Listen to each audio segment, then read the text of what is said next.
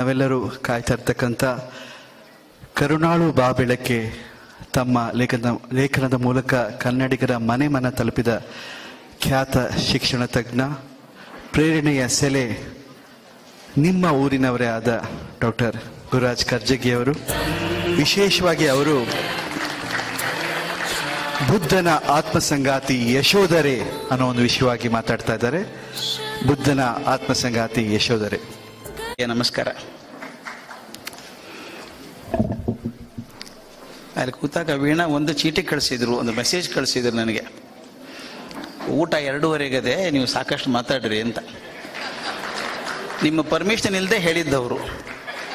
ನಿಮ್ಮ ಪರ್ಮಿಷನ್ ಬೇಕಾಗಿತ್ತು, ಯಾಕಂದರೆ ಊಟ ತಡ ಆಗೋದು ನಿಮಗೆ. ಆದರೆ ಹೇಳಿರೋದ್ರಿಂದ ಒಂದು ಧೈರ್ಯ ಏನು ಅಂದರೆ 2:30 ತನಕ ಊಟ ಇಲ್ಲ ಅಂತಾಯ್ತು. ಇವತ್ತಿನ ದಿವಸ ತುಂಬ ಸಂತೋಷದ ದಿವಸ ಇದು. ಒಬ್ಬ ಸಾಧಕನ ಮುಂದೆ ಮತ್ತೊಬ್ಬ ಸಾಧಕ ನೆನೆಸ್ಕೊಳ್ಳೋದಿದೆಯಲ್ಲ, ಇದು ವೀಣಾ ಸ್ಪೆಷಾಲಿಟಿ. ಇದು ಒಂದು ದಿವಸ ಗುರುಗಳನ್ನು ನೆನೆಸ್ಕೊಳ್ಳೋದು, ಇನ್ನೊಂದು ಯಾವುದೋ ದೇವರನ್ನು ನೆನೆಸ್ಕೊಳ್ಳೋದು ಅಂತ. ಅವ್ರನ್ನ ಸಾಕ್ಷಿಯಾಗಿ ಇಟ್ಕೊಂಡು ನಡುವಂಥದ್ದು. ತುಂಬ ಚೆನ್ನಾಗಿ ಮಾತಾಡಿದ್ದಾರೆ 3 ಜನ, ಅವರವರ ಸ್ಟೈಲಲ್ಲಿ ಮಾತಾಡಿದ್ದಾರೆ. ನಾನು ಅಂದ್ಕೊಂಡದ್ದು ಇವತ್ತು ಸ್ವಲ್ಪ ಬೇರೆ ಮಾತಾಡೋಣ ಅಂತ. ಬುದ್ಧನ ಬಗ್ಗೆ ತುಂಬ ಮಾತುಗಳನ್ನು ಕೇಳಿದ್ದೇವೆ, ಆದರೆ ಬುದ್ಧನಾಗಿ ಆಗಿದ್ದಕ್ಕೆ ಕೆಲವರು ಸಹಕಾರಿಗಳಾಗಿದ್ದಾರೆ, ಅವ್ರನ್ನೂ ನೆನೆಸ್ಬೇಕಾಗತ್ತೆ ನಾವು. ದೊಡ್ಡ ಆಲದ ಮರ ಕಣ್ಣಿಗೆ ಕಾಣಿಸ್ತದೆ, ಅದರ ಕಾಂಡ, ಬಿಳಲು, ಎಲೆಗಳೆಲ್ಲ ಚಂದ ಕಾಣಿಸ್ತವೆ, ಅದ್ರ ಬೇರೆ ಕಾಣಿಸೋದೇ ಇಲ್ಲ. ನೆಲದೊಳಗೆ ಆಳವಾಗಿ ಗಟ್ಟಿಯಾಗಿ ಹಿಡ್ಕೊಂಡಂಥ ಬೇರಿನಿಂದಾನೇ ಮರ ನಿಂತದ್ದು. ಆದರೆ ನಮಗೆ ಬೇರೆ ಕಾಣಿಸೋದಿಲ್ಲ, ಮೇಲಿನ ಕಾಂಡ, ಎಲೆ, ಚಿಗುರು ಮಾತ್ರ ಕಾಣಿಸುತ್ತೆ. ತಾವು ರಾಮೇಶ್ವರಮಕ್ಕೆ ಹೋಗಿದ್ರೆ ಅಲ್ಲೊಂದು ಬ್ರಿಡ್ಜ್ ಬರ್ತದೆ ಸಮುದ್ರದಲ್ಲಿ, ದೊಡ್ಡ ಬ್ರಿಡ್ಜ್, ಪಾಂಬನ್ ಬ್ರಿಡ್ಜ್ ಅಂತ ಕರೀತಾರೆ. ಅಲ್ಲಿ ಟ್ರೈನ್ ಹೋಗ್ತಿರ್ಬೇಕಾದ್ರೆ ಒಂದು ಸ್ವಲ್ಪ ಎದೆ ನಡ್ಕ ಬರುತ್ತೆ. ಎಲ್ಲಿ ನೋಡಿದಲ್ಲಿ ಬರೀ ನೀರು ಕಾಣಿಸುತ್ತೆ. ಸಮುದ್ರದಲ್ಲಿ ಬ್ರಿಡ್ಜ್ ಕಟ್ಟಿದ್ದಾರೆ, ಏನು ಚಂದ ಅದು. ತಾವು ಚಿತ್ರ ನೋಡಿರ್ಬೇಕು, ಪಾಂಬನ್ ಬ್ರಿಡ್ಜ್ ಅಂತ. ಹೋಗಿ ನೋಡಿ, ಗೂಗಲ್ ಭಗವಾನ್ ಕೇಳಿ ಹೇಳ್ತಾನೋ. ಅಷ್ಟು ಚಂದದ ಬ್ರಿಡ್ಜು, ಎಲ್ಲರೂ ನೋಡ್ತಾರೆ. ಆದರೆ ಚಂದದ ಬ್ರಿಡ್ಜ್ ನಿಂತಿರೋದು ಕೆಳಗಡೆ ಇದ್ದಂಥ ನೆಲಗಟ್ಟಿನ ಮೇಲೆ ನಿಂತದ್ದು.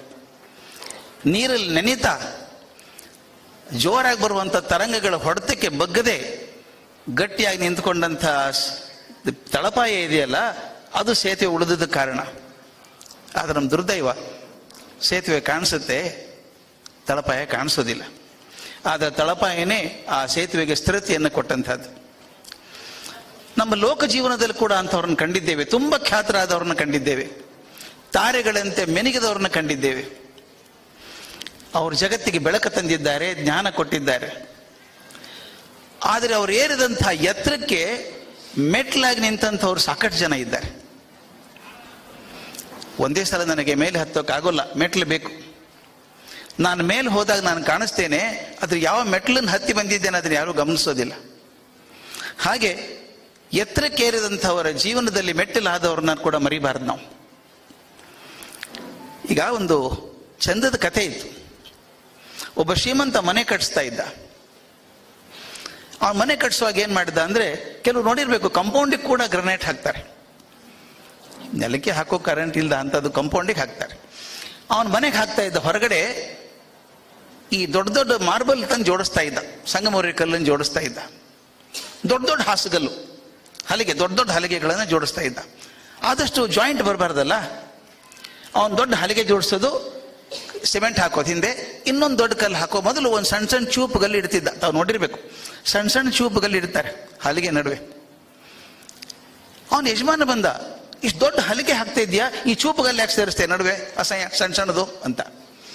ಅವನು ಹೇಳ್ದ, ಅದಿದ್ರೆ ತಾನೇ ದೊಡ್ಡ ಕಲ್ಲು ಉಳಿಯೋದು, ಅದು ತೆಗೆದ್ರೆ ಬಿದ್ದು ಹೋಗ್ತವೆ. ಆ ಚೂಪುಗಲ್ಲಿ ಇಡ್ತಾರೆ, ಎಲ್ಲ ಹಲಿಗೆಗಳನ್ನು ಸೇರಿಸಿದ ಮೇಲೆ ಅದು ಗಟ್ಟಿ ಆಯಿತು ಅಂತ ಖಾತ್ರಿ ಆದಮೇಲೆ ಅದನ್ನು ತೆಗೆದು ಸಿಮೆಂಟ್ ಹಾಕ್ತಾರೆ. ಆ ದೊಡ್ಡ ಹಲಿಗೆ ನಿಲ್ಲೋದಕ್ಕೆ ಹೇಗೆ ಸಣ್ಣ ಸಣ್ಣ ಚೂಪುಗಲ್ಲೆಗಳು ಬೇಕಾಗಿತ್ತೋ ಹಾಗೆ ಬಹುದೊಡ್ಡ ಚೈತನ್ಯಗಳಿಗೆ ಸಹಾಯಕರಾಗಿ ನಿಂತಂಥವ್ರು ನೂರಾರು ಜನ, ಸಾವಿರಾರು ಜನ. ರಾಮ ದೊಡ್ಡವನು. ರಾಮನ ಹಿಂದೆ ಸೀತೆ ಪ್ರೀತಿ ಇದೆ, ಲಕ್ಷ್ಮಣನ ನಿಷ್ಠೆ ಇದೆ, ಭರತನ ತ್ಯಾಗ ಇದೆ, ಆಂಜನೇಯನ ಸರ್ವಾರ್ಪಣ ಇದೆ. ಇವ್ರು ಎಲ್ಲರೂ ಸೇರಿಕೊಂಡು ವ್ಯಕ್ತಿತ್ವ ಆದದ್ದು. ನಮ್ಮ ಜೀವನನೇ ಗಮನಿಸೋಣ. ನಾವು ಇವತ್ತೇನಾಗಿದ್ದೇವೋ ಆಗೋದಕ್ಕೆ ಸಾವಿರಾರು ಜನ ಕಾರಣ ಆಗಿದ್ದಾರೆ. ಬಾಲ್ಯದಲ್ಲಿ ಆದಂಥ ಅನುಭವಗಳು ನಿಮ್ಮನ್ನು ನಿರ್ಮಾಣ ಮಾಡಿದ್ದಾವೆ. ಯಾರ ಸಂಪರ್ಕಕ್ಕೆ ನೀವು ಬಂದಿರಿ, ಅವ್ರ ಜೊತೆಗೆ ಆದಂಥ ಸಂವಾದ, ದರ್ಶನ, ಸ್ಪರ್ಶದಿಂದ ನಮ್ಮ ಜೀವನ ಬದಲಾವಣೆ ಆಗಿದೆ, ಆಗಿಲ್ವಾ? ಹಾಗೆ ಯಾರ್ಯಾರಿಂದ ಯಾವ್ಯಾವ ಕಾಣಿಕೆ, ನನಗನ್ಸೋ ಮಟ್ಟಿಗೆ ಇಲ್ಲಿನ ಮಣ್ಣಿನ ಕಣ್ಣದಿಂದ ಹಿಡ್ಕೊಂಡು ನಾನು ದೊರೆತಂಥ ದೊಡ್ಡವರ ಆಶೀರ್ವಾದದ ಫಲದಿಂದಾಗಿ ಇವತ್ತು ನಾವಾಗಿ ನಿಂತಿದ್ದೇವೆ. ಹಾಗೆ ಕೃಷ್ಣನ ಹಿಂದೆ ಯಶೋಧೆಯ ಪ್ರೀತಿ ಇತ್ತು, ಗೋಪಿಯರ ನಿರ್ವಾಹ್ಯ ಅಂತಃಕರಣ ಇತ್ತು, ಪಾಂಡವರ ಧರ್ಮನಿಷ್ಠೆ ಇತ್ತು, ದ್ರೌಪದಿಯ ಪ್ರೀತಿ ಇತ್ತು. ಇವೆಲ್ಲವೂ ಸೇರಬೇಕು. ಅವೆಲ್ಲವೂ ತೆಗೆದ್ರೆ ಮೇಲೆ ಮುಖ್ಯ ಪಾತ್ರ ಸಣ್ಣದಾಗ್ಬಿಡ್ತವೆ. ಹೀಗೆ ಪ್ರತಿಯೊಬ್ಬ ಸಾಧಕರ ಹಿಂದೆ ಮರೆಯಾಗಿ ಪ್ರೋತ್ಸಾಹ ನೀಡಿಯೋ, ನೈತಿಕ ಬೆಂಬಲ ಕೊಟ್ಟೋ, ಭೌತಿಕವಾಗಿ ಸಹಾಯ ಮಾಡಿಯೋ, ಕುಸಿತ ಬಿದ್ದಾಗ ನಿನ್ನ ಜೊತೆಗೆ ನಾನಿದ್ದೇನೆ ಅಂತ ಹೇಳುವಂಥ ಕೆಲವು ಜೀವಗಳಿಂದಾಗಿ ಆ ವ್ಯಕ್ತಿತ್ವ ಎತ್ತರಕ್ಕೆ ಹೋಗ್ತದೆ. ಸಾಧಕನ ಊರ್ಧ್ವಮುಖ ಸಾಧನೆಗೆ ಹೆಗಲುಗೊಟ್ಟು ನಿಂತು ಆ ಪಾತ್ರಗಳು ಮರೆಯಾಗಿ ಹೋಗ್ತವೆ. ಹಾಗೆ ನನಗೆ ಅನಿಸಿದ್ದು, ಬುದ್ಧನ ಹಿಂದೆ ತಾಯಿ ಮಾಯಾದೇವಿ, ಆಕೆ ಬುದ್ಧ ಜೊತೆ ಬದುಕಿದ್ದ 7 ದಿವಸ, ಹುಟ್ಟಿದ 7ನೇ ದಿವಸನೇ ಮಾಯಾದೇವಿ ತೀರ್ಕೊಂಡ್ಬಿಟ್ಲು. ಆಮೇಲೆ ತಾಯಿಯಾಗಿ ಬಂದವಳು ಆಕೆ ಸಹೋದರಿ ಪ್ರಜಾಪತಿ ಗೌತಮಿ, ಗುರುಗಳಾದಂಥ ಆರಾಡ ಕಾಲಾಮ ಮತ್ತು ರುದ್ರಕ ರಾಮಪುತ್ರ, ಸಾಕಷ್ಟು ಜನ ಶಿಷ್ಯರಾದಂಥವರು, ಅವರ ಸಂಬಂಧಿಗಳೇ ಭಜನ, ಆನಂದ, ಶಾರಿಪುತ್ರ, ಮೌದ್ಗಲ್ಯಾಯನ, ಮಹಾಕಾಶ್ಯಪ, ಅನುರುದ್ಧ, ಇವರೆಲ್ಲ ಇದ್ರು ಬುದ್ಧನ ಜೊತೆಗಿದ್ದಂಥವ್ರು. ಆದರೆ ನನಗೆ ಬುದ್ಧನಿಗೆ ಸದಾಕಾಲದ ಆತ್ಮಸಂಗಾತಿಯಾಗಿ ಕಂಡವಳು ಯಶೋಧರೆ. ಯಶೋಧರೆ ಹೊರಗಿನವಳಲ್ಲ, ಆಕೆ ಮನೆಯವಳೆ, ಸಂಬಂಧಿಯೇ. ಈ ಬುದ್ಧನ ತಂದೆ ಶುದ್ಧೋಧನ, ಅವನಿಗೆ 3 ಜನ ಸಹೋದರರು. ಒಬ್ಬನು ಶುಕ್ರೋಧನ, ಅಮೃತೋಧನ, ದ್ರೋಣೋಧನ ಅಂತ 3 ಜನ ತಮ್ಮಂದರು. ಮೊದಲನೇ ತಮ್ಮ ಶುಕ್ರೋಧನಿಗೆ 2 ಮಕ್ಕಳು, ಮಹಾನಾಮ ಮತ್ತು ಅನುರುದ್ಧ ಅಂತ 2 ಮಕ್ಕಳು. ಆ ಶುಕ್ಲೋಧನನ ಹೆಂಡತಿಯ ತಂಗಿ, ಆಕೆ ಹೆಸರು ಅಮೃತಾದೇವಿ. ತುಂಬಾ ಕಾಂಪ್ಲೆಕ್ಸ್ ಮಾಡೋದಿಲ್ಲ ನಾನು ಸಂಬಂಧಗಳನ್ನ. ಶುದ್ಧೋಧನನ ತಮ್ಮ ಶುಕ್ಲೋಧನನ ಹೆಂಡತಿ ತಂಗಿ ಅಮೃತಾದೇವಿ, ಅಮೃತಾದೇವಿ ಗಂಡ ಸುಪ್ರಬುದ್ಧ ಅಂತ ಅವನು ಒಬ್ಬ ಸಣ್ಣ ರಾಜ. ತಮಾಷೆ ನೋಡಿ ಎಷ್ಟು ಚೆನ್ನಾಗಿದೆ ಪ್ರಪಂಚ ಅಂದ್ರೆ. ಈ ಅಮೃತಾದೇವಿ ಮತ್ತು ಸುಪ್ರಬುದ್ಧರು ಇಬ್ಬರು ಮಕ್ಕಳು, ಒಬ್ಬ ದೇವದತ್ತ, ಇನ್ನೊಬ್ಬ ಯಶೋಧರೆ ಅಂತ. ಎಷ್ಟು ವಿಚಿತ್ರ ಅಲ್ವಾ? ಒಂದೇ ತಾಯಿ ಮಕ್ಕಳು, ದೇವದತ್ತ ಮತ್ತು ಯಶೋಧರೆ. ಇದೊಂಥರ ವಿಪರ್ಯಾಸ ಇದು. ದೇವದತ್ತ ಕೊನೆವರೆಗೂ ಬುದ್ಧನ ದ್ವೇಷ ಮಾಡಿದ. ಆದರೆ ಅವನ ತಂಗಿ ಯಶೋಧರೆ ತನ್ನ ಬದುಕಿನ ಕೊನೆ ಕ್ಷಣದವರೆಗೂ ಪ್ರತಿ ಉಸಿರಿನಲ್ಲಿ ಬುದ್ಧನನ್ನೇ ತುಂಬಿಕೊಂಡು ಆತ್ಮಸಂಗಾತಿ ಆದ. ಅಣ್ಣ ತಂಗಿ ಕೊನೆವರೆಗೂ ದ್ವೇಷ ಮಾಡಿದ ಬುದ್ಧನ. ಯಶೋಧರೆ ಅವನು ಅಷ್ಟೊಂದು ಅತ್ಯಂತವಾಗಿ ಪ್ರೀತಿ ಮಾಡಿದ. ಬಾಲ್ಯದಲ್ಲೇ ಜೊತೆಯಾಗಿ ಆಡಿದವರು ಇವರೆಲ್ಲ. ತಾವೆಲ್ಲ ಹಬ್ಬಕ್ಕೆ ನಾವೆಲ್ಲ ರಜೆಗೆ ಹೇಗೆ ನಮ್ಮ ಅಜ್ಜನ ಮನೆಗೆ ಹೋಗ್ತಿದ್ವೋ ಹಾಗೆ ಅವರೆಲ್ಲ ಅರಮನೆಗೆ ಬರಬೇಕು. ಶುದ್ಧೋಧನ ಮಕ್ಕಳ ಜೊತೆಗೆ ಎಲ್ಲರೂ ಮಕ್ಕಳು ಆಟ ಆಡುವಂಥವ್ರು, ಜೊತೆಯಾಗಿ ಆಡಿ ಬೆಳೆದವರು. ಇನ್ನೊಂದು ಕುತೂಹಲದ ವಿಷಯ ಅಂದ್ರೆ, ಸಿದ್ಧಾರ್ಥ ಹುಟ್ಟಿದಂಥ ವೈಶಾಖ ಮಾಸದ ಅದೇ ದಿವಸ ಯಶೋಧರೆಯನ್ನು ಹುಟ್ಟಿತು. ಬೆಳೀತಿದ್ದ ಹಾಗೆ ಆಕೆ ಗಮನಿಸಿದ್ಲು, ಅವನ ಜೊತೆಗೆ ಆಡ್ತಿದ್ಲು, ಜೊತೆಗೆ ಬರೋರು. ಸಿದ್ಧಾರ್ಥನ ಬುದ್ಧಿಮತ್ತೆಯನ್ನು ನೋಡಿದ್ಲು, ಅವನಿಗಿರುವಂಥ ಶಕ್ತಿಯನ್ನು ಕಂಡ್ಲು, ಅವನ ಪ್ರೀತಿ ನಡವಳಿಕೆಯನ್ನು ನೋಡಿದ್ಲು. ಅವನ ತಂದೆ ಶುದ್ಧೋಧನ ತನ್ನ ಮಗನಿಗೆ ಯಾವ ನೋವು ಕಾಣದ ಹಾಗೆ, ಯಾವ ದುಃಖ ತಟ್ಟದ ಹಾಗೆ, ಅಸುಂದರವಾದ ಯಾವ ವಸ್ತುವನ್ನು ಕಣ್ಣಿಗೆ ಬೀಳದ ಹಾಗೆ ಹೇಗೆ 29 ವರ್ಷ ಬದುಕಿಸಿದ ನೋಡಿಕೊಂಡ ಅನ್ನೋದನ್ನು ಕೂಡ ಕಂಡವಳಾಕೆ. ಇನ್ನೊಂದು ವಿಷಯ ಆಕೆ ನೋಡಿದ್ಲು, ಬಹಳ ಮುಖ್ಯವಾಗಿ ನೋಡಿದ್ದು ಅಂದ್ರೆ, ಬುದ್ಧನ ಮನಸ್ಸು ತುಂಬಾ ಸೂಕ್ಷ್ಮವಾದದ್ದು ಅಂತ ಗಮನಿಸಿದ್ಲು. 16ನೇ ವಯಸ್ಸಿಗೆ ಮದುವೆಯಾಗಿ ಇಲ್ಲಿ ಬಂದ್ಲು, ಈ ಮನೆಗೆ ಬಂದ್ಲು. ಮುಂದಿನ 13 ವರ್ಷ ಮಾತ್ರ ತುಂಬಾ ಸಂತೋಷ ಪಟ್ಲು ಆಕೆ ಹೆಂಡತಿಯಾಗಿ. 29 ವರ್ಷ ಬುದ್ಧ ಚೆನ್ನಾಗಿದ್ದ. ಆಗ ಸಿದ್ಧಾರ್ಥನ ಇನ್ನೂ ಹತ್ತಿರವಾಗಿ ನೋಡೋಕೆ ಅವಕಾಶ ಆಯಿತು. ಮೊದಲು ಆಗಾಗ ನೋಡ್ತಿದ್ದವಳು ಈಗ ದಿನನಿತ್ಯ ಪ್ರತಿಕ್ಷಣ ನೋಡೋಕೆ ಶುರು ಮಾಡಿದ್ಲು. ಅವನದೊಂದು ವಿಶೇಷ ಏನಪ್ಪಾ ಅಂದ್ರೆ, ಉಳಿದವ್ರ ಜೊತೆಗೆ ಹೆಚ್ಚು ಮಿಳಿತ ಆಗ್ತಿರ್ಲಿಲ್ಲ ಅವನು. ಆದಷ್ಟು ಏಕಾಂಗದಲ್ಲಿ ಇರಬೇಕು ಅಂತ ಪ್ರಯತ್ನ ಮಾಡುವಂಥವನು, ಬಹಳಷ್ಟು ಯೋಚನೆ ಮಾಡುವಂಥವನು. ಮನಸ್ಸು ತುಂಬ ಸೂಕ್ಷ್ಮ, ತಮಗೆಲ್ಲ ಗೊತ್ತಿರಬೇಕು. ತುಂಬ ಸೂಕ್ಷ್ಮ ಮನಸ್ಸಿದ್ರೆ ಅದು ಯಾವಾಗ ಹೇಗೆ ಹೊರಡುತ್ತದೆ ಅಂತ ಹೇಳೋಕೆ ಸಾಧ್ಯ ಇಲ್ಲ. ಇನ್ನೊಂದು ಗಮನಿಸಿದ್ಲಾಕೆ, ರಾಜಪುತ್ರ ಆದವನು ಬೇಟೆ ಆಡಬೇಕು, ಹಾಗೆ ಹೋಗಬೇಕು, ದೇವದತ್ತ ಹೋಗೋನು, ಬೇಟೆ ಆಡೋಕೆ ಹೋಗೋನು. ಆದರೆ ಯಾವುದೋ ಒರಟಾಟಗಳಲ್ಲಿ ಸಿದ್ಧಾರ್ಥ ಭಾಗವಹಿಸ್ತಿರ್ಲಿಲ್ಲ. ಮಗ ರಾಹುಲ ಹುಟ್ಟಿದ, ಆಗಂತೂ ಆಕೆಗೆ ಬದುಕಿನ ಸಂತೋಷದ ಬಟ್ಟಲು ಪೂರ್ತಿ ತುಂಬಿದ ಹಾಗಾಯಿತು. ನಂತರ 10 ತಿಂಗಳ ಮಗು ಇದ್ದಾಗ ಆದದ್ದು ಆಘಾತ. ನಾನು ಬುದ್ಧನ ಕಥೆಯನ್ನು ಹೇಳಬೇಕಾಗಿಲ್ಲ. ಒಂದು ಕ್ಷಣ ಆಗಲೇ ಶತಾವಧಾನಿಗಳು ಹೇಳಿದ ಹಾಗೆ ಅವನು ಚೆನ್ನನನ್ನು ಕರ್ಕೊಂಡು ಹೋಗ್ತಾನೆ, ನೋಡಿದಾಗ ಓಹೋ ಹೀಗಿದೆಯಾ ಜಗತ್ತಲ್ಲಿ, ನನಗೆ ಗೊತ್ತೇ ಇರಲಿಲ್ಲ ಅಂತ. ನಾನು ಎಷ್ಟೋ ಸಲ ಹೇಳ್ತೀನಿ, ಶುದ್ಧೋಧನ ನಿಜವಾಗ್ಲೂ ಅಭಿನಂದನೆಗಳನ್ನು ಮಾಡಬೇಕು. ಅವನ ಏನೂ ತಟ್ಟದ ಹಾಗೆ ಕಾಯ್ದಿಟ್ಟಿದ್ನಲ್ಲ, ದುಃಖ ನೋಡಿದ ಹಾಗೆ, ನೋವು ನೋಡಿದ ಹಾಗೆ ಅವನು ಗಟ್ಟಿಯಾಗಿ ಬೇರೆ ಕಡೆ ಇಟ್ಟಿದ್ರಿಂದ ನೋವೇ ಕಾಣದಂಥ ಸಿದ್ಧಾರ್ಥ ಮೊಟ್ಟ ಮೊದಲನೇ ಕಾಲದ ಆಘಾತ ಆಯ್ತು. ನಮ್ಗೆ ಯಾರಿಗೂ ಆಗೋಲ್ಲ, ದಿನನಿತ್ಯ ನೋಡ್ತಾ ಇರ್ತೀವಿ, ಅಯ್ಯೋ ಮತ್ತೊಂದು ಆಕ್ಸಿಡೆಂಟ್ ಬಿಡು ಅಂತೀವಿ. ಮೊಟ್ಟ ಮೊದಲನೇ ಬಾರಿಗೆ ಆದಂಥ ಆಘಾತ. 29 ವರ್ಷ ಇಷ್ಟು ಇನ್ಸುಲೇಟ್ ಮಾಡಿಡೋದಿದೆಯಲ್ಲ, ಏನೂ ಸಿಗಲಾರದ ಹಾಗೆ, ದುಃಖ ಕಾಣಲಾರದ ಹಾಗೆ. ಅದೊಂದು ಕಡೆ ಹೇಳ್ತಾರೆ ತಿರಂಜಿತೆ ಅನಿಸುವ ಹಾಗೆ. ಅಲ್ಲಿದ್ದಂಥ ಸೇವಕಿಯರ ತಲೆಯಲ್ಲಿ ಯಾವುದಾದ್ರೂ ಒಬ್ಬ ಹೆಣ್ಮಗಳಿಗೆ ಬಿಳಿ ಕೂದಲು ಕಾಣಿಸಿದ್ರೆ ಆಕೆ ನಡೀತಿರ್ಲಿಲ್ಲಂತೆ. ವಯಸ್ಸಾದದ್ದು ಕಾಣಿಸ್ಬಾರ್ದು. ಬುದ್ಧ ಬರೀ ಸಂತೋಷ, ಸಿದ್ಧಾರ್ಥ ಅವಾಗಿನ ಬರೀ ಸಂತೋಷ ಆಮೋದದಲ್ಲಿ ಇರಬೇಕಾತ ಅಂತ.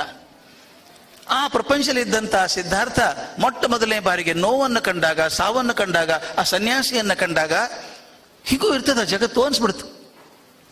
ಹಾಗಾಗಲ್ವಾ ನಮಗೆ? ಅತ್ಯಂತ ವಿರುದ್ಧವಾದ ವಾತಾವರಣ ಕಂಡಾಗ ಶಾಕ್ ಆಗತ್ತೆ. ಇದು ಸಾಮಾನ್ಯ ಹೊಂದ್ಕೊಂಡ್ಬಿಡ್ತೀವಿ. ಆ ಥರದ ಶಾಕ್ ಅವನಿಗೆ ಆಯ್ತು. ಅಯ್ಯೋ ಇದೇನಪ್ಪ ಹೀಗಿದೆಯಾ ಪ್ರಪಂಚ, ದುಃಖ ಇದೆಯಲ್ಲ ಎಲ್ಲ ಕಡೆಗೆ ಅಂತ ಅನಿಸ್ತು. ಆಗ ನಾನು ಯಶೋಧರೆ ಕಣ್ಣಿಂದ ನೋಡ್ತಾ ಇದ್ದೇನೆ. ಗಂಡನ ಮೇಲಿನ ನಂಬಿಕೆಯನ್ನ ನೇಯ್ದು ಅದನ್ನೇ ಹೊದ್ದುಕೊಂಡು ನೆಮ್ಮದಿಯಿಂದ ಮಗನೊಳಗೆ ಮಲಗಿದಂಥ ಯಶೋಧರೆಯನ್ನ ಬಿಟ್ಟು ಸಿದ್ಧಾರ್ಥ ಹೊರಟು ಹೋದ. ಏನಾಗಿರ್ಬೇಕು ಹೇಳಿ? ಆಕೆಗೆ ಹೇಳಲಿಲ್ಲ, ಆಕೆ ಅಭಿಪ್ರಾಯ ಕೇಳಲಿಲ್ಲ, ಅನುಮತಿ ಪಡೀಲಿಲ್ಲ. ಹೀಗಾಗಿ ಆಕೆ ಇಡೀ ಬದುಕಿನ ಸ್ತಂಭ ಕುಸಿದು ಬಿದ್ದಿತ್ತು. ಯಾರನ್ನ ಗಟ್ಟಿಯಾಗಿ ನಂಬಿಕೊಂಡಿದ್ದೀರೋ ಅವ್ರು ಇಲ್ಲ ಅಂದಾಗ ನಿಂತು ನೆಲ ಕುಸಿದಂಗಾಗತ್ತೆ, ನಿಂತು ಕಾರ್ಪೆಟ್ ಕೇಳದಂಗಾಗತ್ತೆ, ನಿಂತ್ಕೊಳ್ಳೋ ಜಾಗ ಇಲ್ದಂಗಾಗತ್ತೆ, ಕುಸಿದು ಹೋಗ್ತಾನೆ ವ್ಯಕ್ತಿ. ಆಕೆ ನಂಬಿಕೆ ಎಳೆ ಕತ್ತರಿಸಿ ಹೋಗಿತ್ತು. ಬೇಂದ್ರೆ ಒಂದು ಅದ್ಭುತ ಪದ್ಯ ಬರೆದ್ರು ಬುದ್ಧನ ಮೇಲೆ. ಬುದ್ಧ ಬುದ್ಧ ಜಗವೆಲ್ಲ ಮಲಗಿದರು ಇವನೊಬ್ಬನೆದ್ದ. ಜಗ ಎಲ್ಲ ಮಲಗಿದಾಗ ಅವನೊಬ್ಬ ಎದ್ದ. ಮುಂದಿನ ಸಾಲು ಎಷ್ಟು ಮೀನಿಂಗ್ಫುಲ್ ಇದೆ ಅದು. ಮಡದಿ ಮಗು ಮನೆ ಮಾರು ರಾಜ್ಯ ಗೀಜ್ಯ ಹೊತ್ತಿರುವ ಉರಿಯಲ್ಲಿ ಆಯಿತಾಜ್ಯ. ಉರಿ ಹೊತ್ತು ಬಿಡ್ತಲ್ಲ, ಸಾಕು ನನಗೆ ಸಂಸಾರ ಅಂತ ಹೊರಟು ಬಿಟ್ನಲ್ಲ. ಆ ಉರಿಯೊಳಗೆ ಏನಾಯ್ತು? ಉರಿದು ಹೋದವ್ರು ಯಾರು? ಉರಿದು ಹೋದವರು ಮಡದಿ ಮಗು ಮನೆ ಮಾರು ರಾಜ್ಯ ಗೀಜ್ಯ ಹೊತ್ತಿರುವ ಉರಿಯಲ್ಲಿ ಆಯಿತಾಜ್ಯ. ಅವನೇನೋ ಸತ್ಯದರ್ಶನಕ್ಕೆ ಹೊರಟು ಬಿಟ್ಟ, ಸತ್ಯದರ್ಶನ ಮಾಡ್ಕೊಳ್ಬೇಕು ಅಂತ ಹೊರಟು ಬಿಟ್ಟ. ಆದರೆ ಅವನನ್ನೇ ನಂಬಿಕೊಳ್ತಂಥ ಜನರ ಗತಿ ಏನು? ತಾವು ದಯವಿಟ್ಟು ಸಾಧ್ಯ ಆದರೆ ಮಾಸ್ತಿಯವರ ಯಶೋಧರೆ ಓದಬೇಕು. ನಾಟಕ ಅದ್ಭುತ ನಾಟಕ ಅದು. ಅದೇ ದಾರಿಯಲ್ಲಿ ನಮ್ಮ HSV ಕೂಡ ಬುದ್ಧ ಚರಣ ಅಂತ ಬರೆದಿದ್ದಾರೆ. ತುಂಬ ಮಹಾಕಾವ್ಯ, ಚೆನ್ನಾಗಿ ಬರೆದಿದ್ದಾರೆ. ಮಾಸ್ತಿಯವರ ನಾಟಕದ ಎಷ್ಟು ಚಂದ ಬರ್ತದೆ ಅಂದರೆ, ಬಿಟ್ಟು ಹೋಗಿದ್ದಾನೆ ಸಿದ್ಧಾರ್ಥ, ಬುದ್ಧ ಆಗಿದ್ದಾನೆ. 12 ವರ್ಷದ ನಂತರ ಮತ್ತೆ ಕಪಿಲ ವಸ್ತುಗೆ ಬರ್ತಾನೆ. ಬಂದಿದ್ದಾನೆ ಮುಂದೆ ಬರ್ತೇನೆ ಮತ್ತೆ ಅದಕ್ಕೆ ನಾನು ಬಂದಿದ್ದಾನೆ ಅಂತಂದಾಗ ಆನಂದ ಮೊದಲು ಬರ್ತಾನೆ ಯಶೋಧರೆ ನೋಡೋದಕ್ಕೆ. ಆನಂದ ಕೂಡ ಸಹೋದರನೇ ತಾನೇ ಆಕೆಗೆ ಮೊದಲು. ಆನಂದ ಬಾಪ ಅಂತ ಕೂಡಿಸ್ತಾಳೆ. ಅತ್ತೆ ಅಂತ ಕೇಳ್ತಾನೆ, ಅತ್ತೆ ಹೇಗಿದ್ದೀರಿ ಅಂತ ಹೇಳ್ತಾಳೆ. ಇದುವರೆಗೂ ಅತ್ತೆ ನೆನಪಾಗ್ಲಿಲ್ಲಲ್ಲಪ್ಪ ನಿನಗೆ, ಈಗ ಬಂದ್ಯಾ? ಆಣ್ಮ ಹೇಗಿದ್ದಾನೆ, ನಿಮ್ಮ ಯಜಮಾನ ಹೇಗಿದ್ದಾನೆ, ಗಂಡನ ಬಗ್ಗೆ ಕೇಳ್ಬೇಕಲ್ಲ ಹೇಗಿದ್ದಾನೆ ಅಂತ. ಇದು ಎಷ್ಟು ಚಂದ ನೋಡಿ. ಆಕೆಗೆ ಆಸೆ ಇದೆ ತನ್ನ ಗಂಡ ಹೇಗಿದ್ದಾನೆ ಕೇಳಬೇಕು ಅಂತ. ಆಗಿನ ಕಾಲದಲ್ಲಿ ರೀತಿ ಬೇರೆ.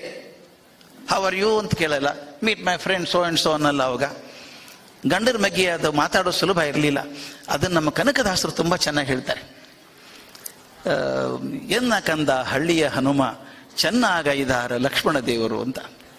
ಇದಂತ ಗಮನಿಸಿ ಭಾಳ ಚಂದದ, ನನಗಂತೂ ಭಾಳ ಇಷ್ಟವಾದಂಥ ಹಾಡು ಇದು. ಅಶೋಕವನದಲ್ಲಿ ಸೀತೆ ಕೂತಿದ್ದಾಳೆ, ಆಂಜನೇಯ ಹೋಗ್ತಾನಲ್ಲಿ. ಹೋಗ್ಬಿಟ್ಟ ತಕ್ಷಣ ಆಕೆ ಕೇಳೋದೇನು? ಎನ್ನ ಕಂದ ಹಳ್ಳಿಯ ಹನುಮ ಚೆನ್ನಾಗೈದಾರ ಲಕ್ಷ್ಮಣ ದೇವರು ಅಂತ. ವಿಚಿತ್ರ ಅನ್ಸಲ್ವಾ? ಆಕೆ ಕೇಳಬೇಕಂದಿದ್ದು ರಾಮನ ಬಗ್ಗೆ ಕೇಳಬೇಕು ಅಂತಾಳೆ. ಅದು ರಾಮ ಹೇಗಿದ್ದಾನೆ ಅಂತ ತಪ್ಪಿ ಕೂಡ ಕೇಳಲ್ಲ ಆಕೆ. ಚೆನ್ನಾಗೈದಾರ ಲಕ್ಷ್ಮಣ ದೇವರು. ಇದೊಂದು ಅದ್ಭುತ ಕಾವ್ಯದ ಲಕ್ಷಣ ಇದು. ಲಕ್ಷ್ಮಣನ್ ಯಾಕೆ ಕೇಳ್ತಾಳೆ ಆಕೆ? 3 ಕಾರಣ, 4-5 ಕಾರಣ ಇದೆ ಅದಕ್ಕೆ. ಒಂದು, ಗಂಡ ಹೇಗಿದ್ದಾನೆ ಅಂತ ಕೇಳಿದ್ರೆ ಏನಪ್ಪ ಇದು ಹಪಹಪಿ ಕೂತಿದ್ದಾಳೆ, ಗಂಡ ಬಂದ ತಕ್ಷಣ ಗಂಡ ಹೇಗಿದ್ದಾನೆ ಅಂತ ಕೇಳ್ತಾಳೆ ಅಂತ ಅನ್ಬಾರ್ದು. ನಾಜೂಕ್ ಬೇರೆ, ಗಂಡನ ಹೆಸರು ತಗೊಳಂಗಿಲ್ಲ. ಇನ್ನೊಂದು ಆಕೆಗೊಂದು ಕೀಳರಿಮೆ ಕೂತಿದೆ ಮನಸ್ಸಲ್ಲಿ. ಕೊನೆ ಬಾರಿ ಲಕ್ಷ್ಮಣನ್ ನೋಡಿದ್ದು ಯಾವಾಗ? ಅರಣ್ಯದಲ್ಲಿದ್ದಾಗ ಮಾರೀಷ ಮೃಗ ಬಂತಲ್ಲ, ಜಿಂಕೆ ತಗೊಂಡು ಬಾ ಅಂತ ಹೇಳಿದಾಗ ರಾಮ ಹೇಳ್ತಾನೆ ಬೇಡ ಅಂತ ಹೇಳ್ತಾನೆ. ಆಕೆ ಒತ್ತಾಯ ಮಾಡಿ ಕಳಿಸ್ತಾಳೆ. ಅವನು ಹೋಗಿ ಅಲ್ಲಿ ಕೂಗ್ತಾನೆ, ಹಾ ಸೀತಾ ಹಾ ಲಕ್ಷ್ಮಣ ಅಂತ ಕೂಗಿದಾಗ ರಾಮನ್ ಧ್ವನಿಯಲ್ಲಿ ಕೂಗ್ತಾನ ಅವನು, ಮಾಯಾವಿ. ನೀನು ಹೋಗು ಅಂತಾಳೆ ಲಕ್ಷ್ಮಣನಿಗೆ. ಅಮ್ಮ ಚಿಂತೆ ಮಾಡಬೇಡ, ರಾಮನನ್ನ ಸೋಲಿಸುವಂತ ವ್ಯಕ್ತಿ ಪ್ರಪಂಚದಲ್ಲಿ ಯಾರೂ ಇಲ್ಲ, ಅವನಿಗೇನು ಆಗಲ್ಲ, ಚಿಂತೆ ಮಾಡಬೇಡ ಅಂತ ಎಷ್ಟು ಹೇಳಿದ್ರು ಕೂಡ ಕೇಳಲ್ಲ. ಕೊನೆಗೊಂದು ಬಿರುಸು ಮಾತಾಡ್ತಾಳೆ, ಒರಟ ಮಾತಾಡ್ತಾಳೆ, ಮನಸ್ಸಿಗೆ ನೋವಾಗುವಂತ ಮಾತಾಡ್ತಾಳೆ. ಆಯ್ತು ಅಂತ ಹೋಗ್ತಾನು. ಅದೇ ಕೊನೆಗೆ ಆಕೆ ನೋಡಿದ್ದ ಅವಾಗ. ಆಮೇಲೆ ಮುಂದೆ ರಾವಣ ಅಪಹರಣ ಮಾಡ್ಕೊಂಡು ಹೋಗ್ಬಿಟ್ಟ. ಈಗಕ್ಕೆ ಮನಸ್ಸಲ್ಲಿದೆ ಲಕ್ಷ್ಮಣಗಿನ್ನ ಕೋಪ ಇದೆಯಾ ನನ್ನ ಬಗ್ಗೆ? ಚೆನ್ನಾಗೈದಾರ ಲಕ್ಷ್ಮಣ ದೇವರು ಅಂತ ಕೇಳುದು. ಲಕ್ಷ್ಮಣ ಚೆನ್ನಾಗಿದ್ದಾನ? ಇನ್ನು 3ನೇದೊಂದಿದೆ ಅದರೊಳು ಧ್ವನಿ, ಲಕ್ಷ್ಮಣ ಚೆನ್ನಾಗಿದ್ದರೆ ರಾಮ ಚೆನ್ನಾಗಿದ್ದೇ ಇರ್ತಾರೆ. ಲಕ್ಷ್ಮಣ ಇರೋದೇ ರಾಮನ್ ನೋಡ್ಕೊಳಕ್ಕೆ. ಅಂದ್ರೆ ಎಷ್ಟು ಆಯಾಮಗಳನ್ನು ಧ್ವನಿಯಲ್ಲಿ ಇರ್ತಾರೆ ಅಂತ.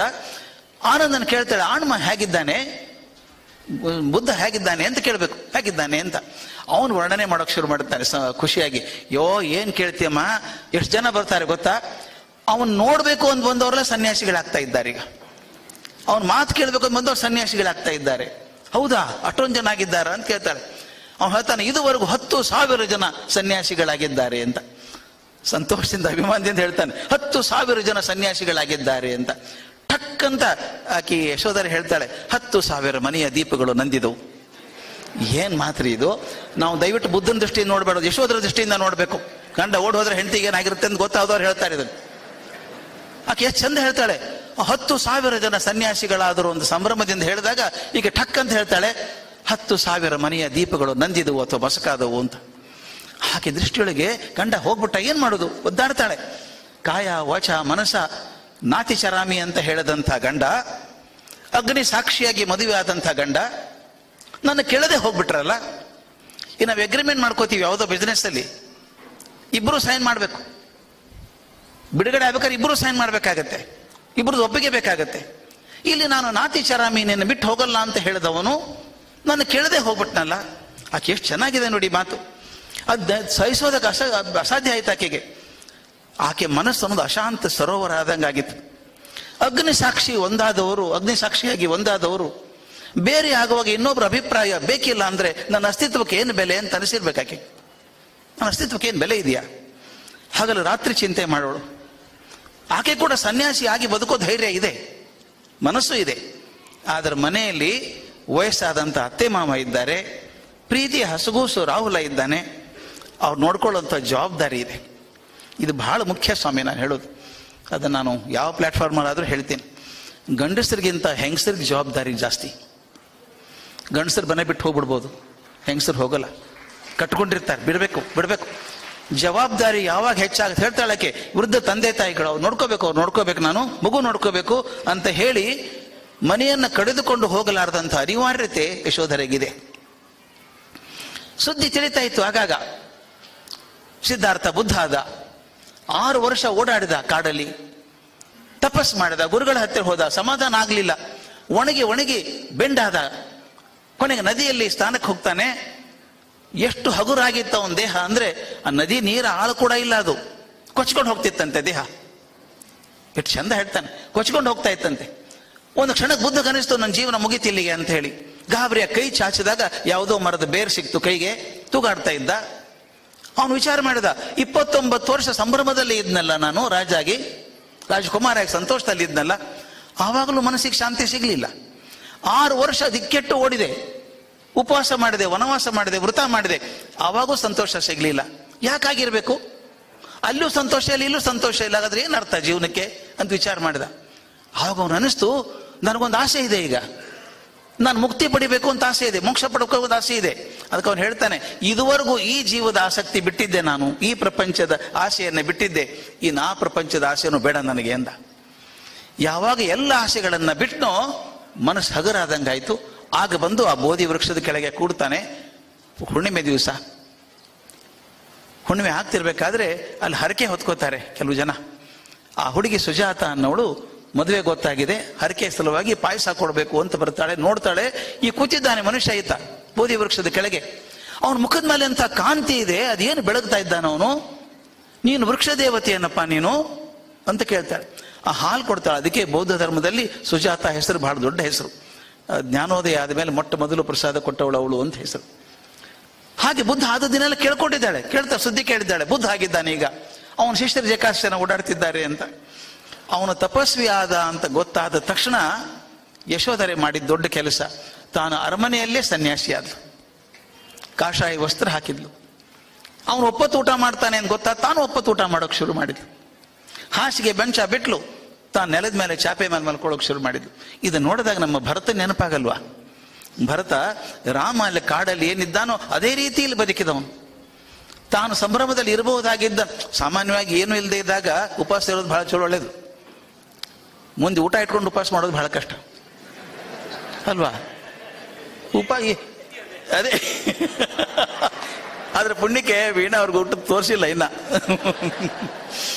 ಯಾಕೆ ಹೇಳ್ತಿದ್ದೀನಂದ್ರೆ, ಏನು ಇಲ್ಲದೆ ಹೋದಾಗ ಯಾರೋ ಹೇಳ್ತಿದ್ರಂತೆ, ನಮ್ಮ ಕಡೆ ಅಭಾವ ವೈರಾಗ್ಯ ಅಂತ ಹೇಳ್ತಾರೆ. ಯಾರೋ ನಮ್ಮ ಕಡೆ, ನಮ್ಮ ಉತ್ತರ ಕರ್ನಾಟಕ ಕಡೆ ಸ್ಪೆಷಲ್ ಸರ್ ಅದು, ಗಣೇಶ್ ಸರ್, ಹಿಟ್ಟು ಬೀಸ್ಕೊಂಬರೋದು ಅಂತ. ಹಿಟ್ಟೇನು ಬೀಸೋದು? ಜ್ವಾಳ ಬೀಸೋದಲ್ವಾ? ನಾವೆಲ್ಲ ಹಿಟ್ಟು ಬೀಸ್ಕೊಂಬರ್ತೀನಿ ಅಂತ ಅನ್ನೋದು ನಮ್ಮೆಲ್ಲರೂ. ಆಗೊಬ್ಬ ಹಿಟ್ಟು ಬೀಸ್ಕೊಂಬರ್ತಿದ್ಲು, ತಲೆ ಮೇಲೆ ಇಟ್ಕೊಂಡು, ಮೇಲೆ ಮುಚ್ಚಳ ಇಲ್ಲ, ಗಾಳಿಗೆ ಹಾರ ಹೋಗ್ತಿತ್ತಂತ. ಗಾಳಿಗೆ ಹಾರ ಹೋಗ್ತದೆ, ಮತ್ತೇನು ಮಾಡಲಿ, ಕೃಷ್ಣಾರ್ಪಣ ಕೃಷ್ಣಾರ್ಪಣ ಅಂತ ಹೆಂಗೂ ಹೋಗ್ತಾ ಇದೆ ಅದು, ಪುಣ್ಯ ಆದ್ರೂ ಬರಲಿ ಸ್ವಲ್ಪ ಅಂತ. ಉಪವಾಸ ಏನೂ ಇಲ್ಲ, ಅದಕ್ಕೆ ಉಪವಾಸ ಇದ್ದೀನಿ ಅಂತ ಹೇಳೋದಲ್ಲ. ಸಂಭ್ರಮದಲ್ಲಿದ್ದಾಗ ಯಶೋಧರೆ ತಾನು ಸನ್ಯಾಸಿ ಹಾಗೆ ಬದುಕಿದ್ಲು, ಭರತ ಬದುಕಿದ ಹಾಗೆ. 12 ವರ್ಷಗಳ ನಂತರ ಬುದ್ಧ ಮತ್ತೆ ಬಂದು, ಆಗಲೇ ಹೇಳಿದ್ದಾನೆ, ಕಪಿಲ ವಸ್ತುವಿಗೆ ಬಂದ. ತಮ್ಮ ಕಣ್ಮುಂದೆ ಚಿತ್ರ ಬರ್ಬೇಕು ಸ್ವಾಮಿ. ಅದು 12 ವರ್ಷದ ಗಂಡನ ಮುಖ ನೋಡದಿದ್ದಂತ ಹೆಂಡತಿ, ನೀನು ಹಾಳಾಗಿ ಹೋಗುವಂತಂದವಳಲ್ಲ, ಪ್ರೀತಿ ಹೆಂಡತಿ, ಅತ್ಯಂತಿಕವಾಗಿ ಪ್ರೀತಿ ಮಾಡಿದಂಥ ಹೆಂಡತಿ. ಗಂಡ ಹೋದದಕ್ಕೆ ಮನಸ್ಸಲ್ಲಿ ದುಃಖ ಇದೆ, ಅವನ ಬಗ್ಗೆ ಸಿಟ್ಟಿಲ್ಲ. ಯಾಕೆ ಹೋದ ಅಂತ ಕೇಳಬೇಕು ಅನ್ಸಿದೆ ಆಕೆಗೆ, ಹೇಳೋಕೆ ಯಾರಿಲ್ಲ. ನೋಡ್ಬೇಕು ಅಂತ ಅನ್ಸಲ್ವಾ ಗಂಡ ಬಂದಿದ್ದಾನೆ ಅಂತ? ಹೆಂಗ್ ಕಾಣಿಸ್ತಾನೆ ಈಗ? ಶ್ರಮಣ ಆಗಿದ್ದಾನೆ, ಸನ್ಯಾಸಿ ಆಗಿದ್ದಾನೆ, ಕೇಳಿದ್ದಾಳಕ್ಕೆ ಹಿಂಗಾಗಿದ್ದಾನೆ ಅಂತ. ಅವನಿಂದ ಸಹಸ್ರಾರು ಜನ ಶಿಷ್ಯರಿದ್ದಾರಂತೆ, ಅವ್ನು ನೋಡ್ಬೇಕು ಅಂತ ಆಸೆ. ಆದ್ರೆ ಹೋಗಲ್ಲ ಆಕೆ, ಅರಮನೆ ತನ್ನ ಕೋಣೆ ಬಿಟ್ಟು ಹೊರಗೆ ಹೋಗಲ್ಲ. ಶುದ್ಧೋಧನ ವಯಸ್ಸಾಗಿದೆ, ನೋಡ್ತಾನೆ, ಮಗ ಬಂದಾಗ ನೋಡ್ಬೇಕು, ಆಸೆ ಇರ್ತದೆ, ನೋಡ್ಬೇಕು. ಸಿದ್ಧಾರ್ಥನಾಗಿ ಹೋದವನು ಈಗ ಲೋಕಚೇಷ್ಟನಾಗಿ ಬಂದಿದ್ದಾನೆ, ಅರ್ಹತನಾಗಿ ಬಂದಿದ್ದಾನೆ, ತಥಾಗತನಾಗಿದ್ದಾನೆ, ಸಮ್ಯಕ್ ಸಮುದ್ಧನಾಗಿ ಬಂದಿದ್ದಾನೆ. ಆ ಚೀನಾಂಬರಗಳನ್ನು ಉಟ್ಕೊಂಡು ರತ್ನಹಾರ ಭೂಷಿತನಾಗಿದ್ದಂಥ, ನಗನಗ್ತಾ ಸರಸ ಸಲ್ಲಾಪ ಮಾಡ್ತಿದ್ದಂಥ ಸಿದ್ಧಾರ್ಥ ಇಲ್ಲ. ಆ ವೈಭವ ಮಾಧುರ್ಯಗಳ ನಡುವೆ ಥಳಥಳ ಹೊಳಿತಿದ್ದಂಥ ಸಿದ್ಧಾರ್ಥ ಇವತ್ತು ಸಾಮಾನ್ಯನಾಗಿ, ಶ್ರಮಣನಾಗಿ, ಮುಂಡನಾಗಿ, ಕಾಷಾಯ ಧರಿಸಿ ಮನೆ ಮುಂದೆ ಬಂದಿದ್ದಾನೆ, ಭಿಕ್ಷಾ ಪಾತ್ರೆ ಹಿಡ್ಕೊಂಡು ಬಂದಿದ್ದಾನೆ. ಊರಲ್ಲೆಲ್ಲ ಸಂಭ್ರಮ ಇದೆ, ಸಡಗರ. ನಮ್ಮ ರಾಜ್ಕುಮಾರ ಈಗ ಸನ್ಯಾಸಿ ಆಗಿದ್ದಾನಂತೆ. ತಮಾಷೆ ಹೆಂಗಿದೆ ನೋಡಿ ಸ್ವಾಮಿ, ಜನರಿಗೆಲ್ಲ ಸಂಭ್ರಮ. ನಮ್ಮ ಹುಡುಗ, ನಮ್ಮ ರಾಜ್ಕುಮಾರ ಈಗ ಜಗತ್ತೆಲ್ಲ ಮರ್ಯಾದೆ ಕೊಡ್ತದೆ, ಅವನು ಬಂದಿದ್ದಾನೆ ಅಂತ. ಯಶೋಧರೆ ಮಾತ್ರ ಕೋಣೆ ಬಿಟ್ಟು ತಗಲಿಲ್ಲ. ಮನಸ್ಸಲ್ಲಿ ತುಮುಲ ಇರೋಕ್ಕೆ ಸಾಧ್ಯ ಇಲ್ವೋ ಸ್ವಾಮಿ? ಸಂಕಟ ಇರಲ್ವಾ? ನೋಡ್ಬೇಕು ಅಂತ ಆಸೆ ಇದೆ, ಹೋಗ್ಲಿಲ್ಲ, ಕೂತ್ಕೊಂಡ್ಲಾಕೆ. ಎಲ್ಲ ಹತ್ತಿಕ್ಕಿ ಆ ಬುದ್ಧನನ್ನು ನೋಡೋದಕ್ಕೆ ಹೋಗ್ಲಿಲ್ಲ. ಆಗ ಶುದ್ಧೋಧನ ಬಂದು ಇನ್ನೊಂದು ಹೇಳ್ಬೇಕಾದ್ರೆ ಹೇಗೆ ಬದುಕಿದ್ಲು ಆಕೆ ಅಂತ. ಬದುಕಿದಾಗ ಸಿದ್ಧಾರ್ಥ ಹೋದ ಮೇಲೆ ತಾನೇ ಸಿದ್ಧಾರ್ಥನಂತೆ ಮಗನಾಗಿ ನಿಂತು ನೋಡ್ಕೊಂಡ್ಲು ಅವರಿಬ್ಬರು. ಶುದ್ಧೋಧನ ಅಂತೂ ಮಗಳೇ ಅಂತ ಕರಿತಾ ಇದ್ದ ಆಕೆನ, ಆಕೆ ಅವನ ಅಪ್ಪ ಅಂತ ಕರಿತಿದ್ಲು. ಈ ಸಂದರ್ಭ ಬಹಳ ಅದ್ಭುತ ಅನಿಸೋದನ್ನ ಮತ್ತೊಮ್ಮೆ ಹೇಳ್ಬೇಕಿದನ್ನ. ಇದು ನಮ್ಮ ಭಾರತೀಯ ಮಹಿಳೆಗೆ ಮಾತ್ರ ಸಾಧ್ಯ ಆಗುವಂಥದ್ದು. ಎಲ್ಲೋ ಬೆಳೆದಂಥ ಹುಡುಗಿ, ನಮ್ಮ ಪರಂಪರೆ ಅದ್ಭುತ ಇದು. ಅದಕ್ಕೆ ನಾವು ಯಾಕೆ ದೇವಿಯನ್ನು ಮೆಚ್ಚುತ್ತೀವಿ, ದೇವಿಗಳನ್ನು ಮೆಚ್ಚುತ್ತೀವಿ ಅಂತ ಅದು ಉದ್ದೇಶ ಅದೇ. ಎಲ್ಲೋ ಹುಟ್ಟಿದ ಹುಡುಗಿ, ಯಾರೋ ಅಪ್ಪ ಅಮ್ಮ, ಯಾರೋ ತಮ್ಮ, ಯಾರೋ ಅಣ್ಣ, ಯಾವುದೋ ಒಂದು ಜೀವವನ್ನು ನಂಬಿ ಆ ಮನೆ ಬಿಟ್ಟು ಇಲ್ಲಿ ಬರುತ್ತಲ್ರಿ. ಇದೊಂದೇ ಜೀವ ನಂಬ್ಕೊಂಡ್ಬರೋದು. ಅವ್ರು ಯಾರ್ಯಾರಿದ್ದಾರೋ ಗೊತ್ತಿಲ್ಲ, ಸುತ್ತಮುತ್ತಲು ಆಮೇಲೆ ಗೊತ್ತಾಗತ್ತೆ. ಅವನಿಗೋಸ್ಕರ ನಂಬ್ಕೊಂಡು ಬರ್ತಾಳೆ. ಮೊದಲು ತವ್ರ ಮನೆ ತುಂಬಾ ಸೆಳೀತದೆ, ಹೋಗ್ಬೇಕು ಅಂತ ಅನಿಸುತ್ತೆ, ಆದ್ರೆ ಹೋಗಲ್ಲ. ಒಂದು 4 ವರ್ಷ ಆಗಲಿ ಅಪ್ಪ ಕರೆಯೋಕೆ ಬರ್ತಾರೆ, ಮನೆಗೆ ಬಾಮ್ಮ ಅಂತ. ಇಲ್ಲ, ಬರೋಕ್ಕಾಗಲ್ಲ, ಕೆಲಸ ಬಹಳ ಇದೆ. ಈ ಮನೆ ತನ್ನ ಮನೆ ಆಗ್ಬಿಡ್ತು, ಆ ಮನೆ ಹೊರಗಿಂದಾಯ್ತು. ಹಾಗೆ ಇಮೋಷನಲ್ ಗ್ರಾಫ್ಟಿಂಗ್ ಇದು. ಗ್ರಾಫ್ಟಿಂಗ್, ಗಿಡ ಸಸಿ ಕಸಿ ಮಾಡ್ತೀವಲ್ಲ, ಒಂದು ಮನೆತನವನ್ನು ಪೂರ್ತಿ ಬಿಟ್ಟು ಇನ್ನೊಂದು ಕಡೆ ಬಂದು ಕಸಿ ಮಾಡ್ಕೊಳ್ಳೋದಿದೆಯಲ್ಲ, ಇದು ನಮ್ಮ ಭಾರತೀಯ ಮಹಿಳೆಗೆ ಮಾತ್ರ ಸಾಧ್ಯ ಆದಂಥದ್ದು. ಹಾಗೆ ಯಶೋಧರೆ ಬಂದವಳು ಆ ಮನೆಗೆ ಸೊಸೆಯಾಗಿ ಬರಲಿಲ್ಲ, ಮಗ ಆದ್ಲು. ಆ ಅಪ್ಪ ಅಮ್ಮ ನೋಡ್ಕೊಂಡ್ಲು, ಆ ಪ್ರಜಾಪತಿ ಗೌತಮಿನ ನೋಡ್ಕೊಂಡ್ಲು ಪ್ರೀತಿಯಿಂದ. ರಾಹುಲನ್ನು ಬೆಳೆಸಿದ್ಲು. ಆಕೆಗೆ ಶುದ್ಧೋಧನೆಗೆ ಹಾಗೆ ಪುತ್ರ ವಾತ್ಸಲ್ಯ ಬಂದಿತ್ತು ಈಕೆ ಬಗ್ಗೆ, ಹಾಗೆ ಅಪ್ಪನ ಬಗ್ಗೆ ಗಾಢವಾದ ನಂಬಿಕೆ ಕೂತಿತ್ತು. ತಂದೆಗನ್ಸಿತ್ತು, ನನ್ನ ಮಗನ್ ನೋಡ್ಬೇಕು ಅಂತ ಹೇಗೆ ನನಗೆ ಅತ್ಯಂತ ತೀವ್ರವಾದ ಆಸೆ ಇದೆಯೋ ಹಾಗೆ ಹೆಂಡತಿಗೂ ಇರ್ಬೇಕಲ್ಲ ಆಸೆ. ಬಂದು ಕೇಳ್ತಾರೆ, ಮಗಳೇ ಸಿದ್ಧಾರ್ಥ ಭದ್ರ ಬಂದಿದ್ದಾನೆ, ಅರಮನೆಗೂ ಬರ್ತಾ ಇದ್ದಾನೆ ಈಗ ಸ್ವಲ್ಪ ಹೊತ್ತಿಗೆ, ನಿನಗೆ ಗೊತ್ತಲ್ಲ ಅಂತ ಕೇಳ್ತಾನೆ. ಎಷ್ಟು ಚಂದ ಇದೆ ಅದು. ನಮ್ಮ ಎಸ್ ಕೆ ರಾಮಚಂದ್ರ ತುಂಬಾ ಚೆನ್ನಾಗಿ ಬರೆದಿದ್ದಾರೆ, ಇದನ್ನು ಬಹಳ ಚೆನ್ನಾಗಿ ಬರೆದಿದ್ದಾರೆ. ಆ ಪಾಲಿ ಭಾಷೆ ಅನುವಾದ ಮಾಡಿ ಬರೆದಿದ್ದಾರೆ, ಎಷ್ಟು ಚಂದ ಬರೆದಿದ್ದಾರೆ. ಶುದ್ಧೋಧನ ಕೇಳ್ತಾನೆ, ಮಗಳೇ ಸಿದ್ಧಾರ್ಥ ಭದ್ರ ಬಂದಿದ್ದಾನೆ, ಅರಮನೆಗೆ ಬರ್ತಾ ಇದ್ದಾನೆ, ನಿನಗೆ ಗೊತ್ತಲ್ಲ ಸುದ್ದಿ ಅಂತಾರೆ. ಆಕೆ ಸಂಭ್ರಮದಿಂದ ನನಗೆ ಗೊತ್ತು ಅಂತಾಳೆ ಅಂದ್ಕೊಂಡಿರ್ತಾನೆ. ಆಕೆ ಅತ್ಯಂತ ನಿರ್ವಿಕಾರವಾಗಿ ಹ್ಞೂ ಅಷ್ಟೇ ಅಂತಾಳೆ. ಏನು ಮುಖದಲ್ಲಿ ಒಂದು ಚೂರು ಭಾವನೆ ಇಲ್ಲ, ಬರೀ ಅನಾಸಕ್ತಿ ಕಾಣಿಸ್ತಾ ಇತ್ತು ಆಕೆ ಮುಖದಲ್ಲಿ. ಮಗಳೇ ನೀನು ಒಂದು ಸತ್ಕಾರ ಮಾಡ್ತೀಯಲ್ಲ ಅಂತ ಕೇಳ್ತಾನಪ್ಪ. ಇಲ್ಲ ತಂದೆ ಅಂತಾಳೆ, ಸತ್ಕಾರ ಮಾಡಕ್ ಬರೋದಿಲ್ಲ ಅಂತಾಳೆ. ಶುದ್ಧೋಧನಿಗೆ ಆಶ್ಚರ್ಯ, ಗಾಬರಿ. ಇಂಥ ನಿರೀಕ್ಷೆ ಮಾಡಿರ್ಲಿಲ್ಲ ಅವನು. ಮನೆ ಬಿಟ್ಟು ಹೋದ್ನಲ್ಲ ಸಿದ್ಧಾರ್ಥ, ಅಲ್ಲಿಂದ ಈಕೆನೇ ಮಗಳಾಗಿದ್ದವಳು. ಗಂಡ ನೋಡ್ಬೇಕು ಅಂತ ಆಸೆ ಇರಲ್ವಾ? 12 ವರ್ಷಕ್ಕೆ ಬಂದಿದ್ದ, ನೋಡ್ಬೇಕು ಅಂತ ಆಸೆ ಇಲ್ವಾ? ಅದಕ್ಕೆ ಏನ್ ನೀನ್ ಮಾತು ಅಂತಾನ ಅವನು. ಹಾಸ್ಯ ಮಾಡ್ತೀಯಾ ಅಥವಾ ಸಿದ್ಧಾರ್ಥನ ಮೇಲೆ ಕೋಪ ಕರಗಿಲ್ವಾ ಇನ್ನೂ ನಿನಗೆ? ಆದ್ರೆ ಇವತ್ತು ಆ ಸಿದ್ಧಾರ್ಥ ಅಲ್ಲ, ಲೋಕಪೂಜ್ಯ ಆಗಿದ್ದಾನ ಅವನು. ಇಡೀ ಜಗತ್ತಿಗೆ ಬೆಳಕು ಕೊಡ್ತಾ ಇದ್ದಾನೆ. ಅವನಿಂದ ಸಹಸ್ರಾರು ಜನ ಇದ್ದಾರೆ. ಅಂಥದ್ದು ನೀನು ಬಂದು ಅವನ ಸತ್ಕಾರ ಮಾಡದೆ ಹೋದ್ರೆ ಜನ ಏನಂತಾರೆ? ನಮ್ಮ ಕಡೆ ಮಂದಿ ಹಿಂಗೆ ಸರ್, ನಾವೇನಂತೀವೇನು ಚಿಂದಿಲ್ಲ, ಮಂದಿ ಏನಂತಾರ ಅಂತ ಬದುಕುದು ನಾವು. ಹೌದಲ್ಲ? ಖರೆ ಹೇಳ್ರಿ. ಮಂದಿ ಏನಂತಾರೆ ಹಿಂಗೆ ಮಂದಿಗೆ ಬದುಕಿದವ್ರು ನಾವೆಲ್ಲ. ಬಹಳ ಕೇಳ್ತಾ ಮಂದಿ ಏನಂತಾರೆ, ಜನ ನೋಡಿದವ್ರು ಏನಂತಾರೆ ಅಂತ. ದೊರೆ ಕಣ್ಣಲ್ಲಿ ನೀರು ತಗೊಂಡು ಕೇಳ್ತಾನೆ, ಯಾಕೆ ಬರಲ್ಲಮ್ಮ ನೀನು? ಆಕೆ ಹೇಳುವಂಥ ಮಾತು ತುಂಬ ಚೆನ್ನಾಗಿದೆ. ಅಪ್ಪ ನಿಮ್ಮ ಮಾತನ್ನು ನಾನು ಎಂದೂ ತೆಗೆದು ಹಾಕೋದಿಲ್ಲ, ಆದರೆ ಇಂದು ಮಾತ್ರ ನೀವು ಮನ್ನಿಸ್ಬೇಕು. ನಾನು ಖಂಡಿತ ಬರೋದಿಲ್ಲ. ಯಾಕಂದ್ರೆ ಬಿಟ್ಟು ಹೋದ ಮಾವ, ಬೇಕಾದ್ರೆ ಅವನೇ ಬರಲಿ ನನ್ನ ಕಡೆ. ಇದು ಹಠ, ಛಲ, ದ್ವೇಷ ಅಲ್ಲ. ಬಿಟ್ಟು ಹೋದ ಮಾವ, ನಾನು ಕೇಳದೆ ಹೋಗಿದ್ದಾನೆ, ಈಗ ಅವನೇ ಬರಲಿ ನನ್ನ ಕಡೆಗೆ. ಎಷ್ಟು ಚಂದ, ಬಿಟ್ಟು ಹೋದವನೇ ಮರಳಿ ಬರಲಿ ಅನ್ನುವಂಥ ಮಾತು. ಮಧ್ಯಾಹ್ನ ಭಿಕ್ಷೆ ಆಗಿದೆ, ಕಣ್ಣು ಕಟ್ತದಪ್ಪ ಚಿತ್ರ ಅದು. ಅಲ್ಲಿವರೆಗೂ ಆಕೆ ನೋಡಿಲ್ಲ ಅವನು. ಭಿಕ್ಷೆ ಆದಮೇಲೆ ಎಲ್ಲರೂ ಕೂತಿದ್ದಾರೆ. ಶುದ್ಧೋಧನ, ಗೌತಮಿ, ನಂದ, ಆನಂದ, ಅನುರುದ್ಧ, ಮಹಾನಾಮ ಎಲ್ಲರೂ ಬಂದು ನಮಸ್ಕಾರ ಮಾಡಿ ನಿಂತ್ಕೊಂಡಿದ್ದಾರೆ. ಇಲ್ಲಿ ನನಗೆ ಬುದ್ಧನ ದೊಡ್ಡತನ ಹೇಳಬೇಕಾಗಿದೆ. ಎಲ್ಲರೂ ಕೂತ್ಕೊಂಡ ಬುದ್ಧ ಕೇಳ್ತಾನೆ, ಇನ್ನೊಬ್ರು ಬರಲಿಲ್ಲಲ್ಲ ಅಂತಾನೆ. ಇನ್ನೊಬ್ರು ಬರಲಿಲ್ಲಲ್ಲ, ಯಾರು ಭಗವಾನ್ ಅಂತ ಅಪ್ಪ ಕೇಳ್ತಾನೆ ಶುದ್ಧೋಧನಕ್ಕೆ. ಇನ್ನೊಬ್ರು ಯಾರು ಅಂತ ಕೇಳ್ತಾನೆ. ತಕ್ಷಣ ಯಶೋಧರೆ ಯಾಕೆ ಬರಲಿಲ್ಲ ಬುದ್ಧ ಕೇಳೋದು. ಯಾಕೆ ಈ ಮಾತನ್ನು ಒತ್ತಿ ಹೇಳ್ಬೇಕು ನಾನು ಅಂದ್ರೆ, ಇದು ನಿಜವಾಗ್ಲೂ ಬುದ್ಧತ್ವದ ಲಕ್ಷಣ ಅಂತ ಹೇಳ್ಬೇಕು. ಮನಸ್ಸಲ್ಲಿ ಕಸ ಇಲ್ಲ ಅವನಿಗೆ. ಅಯ್ಯೋ ಹೆಂಡ್ತಿನ ಕೇಳ್ತಾನೆ ಅಂತಲ್ಲ, ಅದೊಂದು ಜೀವ, ನಂಬಿದಂಥ ಜೀವ, ನಾನು ಸಂಪರ್ಕ ಬಂದಂಥ ಜೀವ, ಅದು ಯಾಕೆ ಬರಲಿಲ್ಲ ಅಂತ ಕೇಳ್ತಾನೆ. ಆಗ ಗೌತಮಿ ಹೇಳ್ತಾಳೆ, ಅದೇನೋಪ್ಪ ಆಕೆ ಸಂಕೋಚನೋ ಸಂಕಟನೋ ಏನೋ ಗೊತ್ತಿಲ್ಲ, ಆಕೆ ಬಂದಿಲ್ಲ ಅಂತ ಹೇಳ್ತಾರೆ. ತಕ್ಷಣ ಬುದ್ಧ ಹೇಳ್ತಾನೆ, ಆಕೆ ದುಃಖ ನನಗೆ ಅರ್ಥ ಆಗತ್ತೆ, ನಾನೇ ಹೋಗಿ ಅವಳನ್ನು ನೋಡ್ತೀನಿ ಅಂತ ಹೇಳ್ತಾನೆ. ಜೊತೆಗೆ ಆನಂದ, ಸಾರಿಪುತ್ರ, ಮೌದ್ಗಲ್ಯಾಯನ 3 ಜನ ಶಿಷ್ಯರನ್ನು ಕರ್ಕೊಂಡು ಹೋಗ್ತಾನೆ. ಎಷ್ಟು ಎಚ್ಚರ ನೋಡಿ ಬುದ್ಧಂದು. ಅಲ್ಲಿ ಹೋಗ್ತಿರ್ಬೇಕಾದ್ರೆ ಶಿಷ್ಯರಿಗೆ ಹೇಳ್ತಾನೆ, ತಪ್ಪು ತಿಳ್ಕೊಬೇಡಿ, 12 ವರ್ಷದಿಂದ ನನ್ನ ಕಂಡಿಲ್ಲ. ಆಕೆ ಮನಸ್ಸಲ್ಲಿ ದುಗುಡ, ತುಮುಲ, ಪ್ರಶ್ನೆ, ಆತಂಕ ಎಲ್ಲ ತುಂಬಿಕೊಂಡಿದೆ. ನಾನು ಹೋದ ತಕ್ಷಣ ಆಕೆ ಉದ್ವಿಗ್ನನಾಗಿ ಏನೇನೋ ಮಾತಾಡ್ಬಿಡ್ಬೋದು. ಅದನ್ನು ತಪ್ಪು ತಿಳ್ಕೊಬೇಡಿ ನೀವು. ಮೊದಲೇ ಮನಸ್ಸು ತಯಾರು ಮಾಡ್ತಾನೆ ಅವ್ರ ಬಗ್ಗೆ ತಪ್ಪು ತಿಳ್ಕೊಬೇಡಿ ನೀವು ಅಂತ. ಇವನ ಯಶೋಧರೆಯ ಕೋಣೆಗೆ ಹೋಗ್ತಾನೆ. ಅಲ್ಲೊಂದು ಯಾವುದೋ ಪೀಠದಲ್ಲಿ ಕೂತಿರ್ತಾಳಾಕೆ. ಇದು ಯಾವಾಗಲೂ ಹೇಗೆ ಅಲ್ವ ಸ್ವಾಮಿ? ದೂರದಿಂದ ಹೇಳ್ಬೋದು, ಅವ್ನು ಬರಲಿ, ನೋಡ್ತೀನಿ ಅವನ್ನ, ಬಿಡ್ತೀನಿ ಅವನ್ನ, ಬರಲಿ ಅವ ಅಂತಾರೆ. ಮುಂದೆ ಬಂದಾಗ ಮಾತಾಡ್ಲಿಕ್ಕೆ ಆಗೋದಿಲ್ಲ. ಯಾವಾಗಲೂ ಹಾಗೆ ದೂರ ಇದ್ದಾಗ ಮಾತಾಡ್ಬೋದು, ಹತ್ರ ಇದ್ದಾಗ ಮಾತಾಡೋಕ್ಕಾಗಲ್ಲ. ಇದುವರೆಗೂ ಆಕೆ ಮನಸ್ಸಲ್ಲಿ ಏನು ಆತಂಕ ಇತ್ತು, ತುಮುಲ ಇತ್ತು ಗೊತ್ತಿಲ್ಲ. ಪೀಠದಲ್ಲಿ ಕೂತವಳು ಬುದ್ಧ ತನ್ನ ಕೋಣೆ ಒಳಗೆ ಬಂದ ತಕ್ಷಣ ದಿಗ್ಗನೆ ಎದ್ದು ನಿಂತ್ಕೊಂಡ್ಬಿಡ್ತಾಳೆ. ಒಂದು ಕ್ಷಣ ಮುಖ ನೋಡ್ತಾಳೆ. ಆ ಮುಖದಲ್ಲಿ ಯಾವುದೋ ಭಾವನೆಗಳಿಲ್ಲ, ಮಂದಹಾಸ ಮಾತ್ರ ಇರೋದು ಬುದ್ಧಂದು.